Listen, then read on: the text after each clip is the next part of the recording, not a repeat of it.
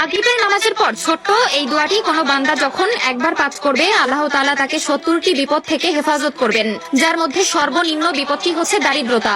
দারিদ্রতার চাইতে 70টি বিপদ আছে যেগুলো এর থেকেও অনেক বড়। এই দোয়াটির কথা নবীজি সাল্লাল্লাহু আলাইহি ওয়াসাল্লাম বলেছেন।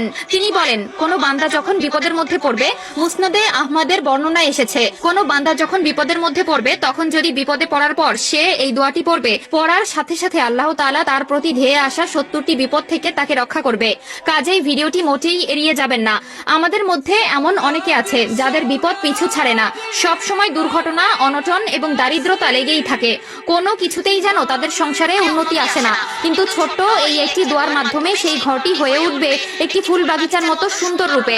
প্রিয় দর্শক, অবশ্যই ভিডিওটি শেয়ার করে দিবেন সকল মুসলিম ভাই বোনদের মধ্যে, যারা এই ছোট্ট আমলটি করে নিজেদের জীবনকে আরো সুন্দরময় করে তুলতে পারবে। হতে পারে আপনার একটি মাত্র শেয়ারে যদি কেউ উক্ত আমলটি শেখে এবং নিজ জীবনে কায়েম করে, তবে শুধু সে নয়, তার উপকার পাবেন আপনিও।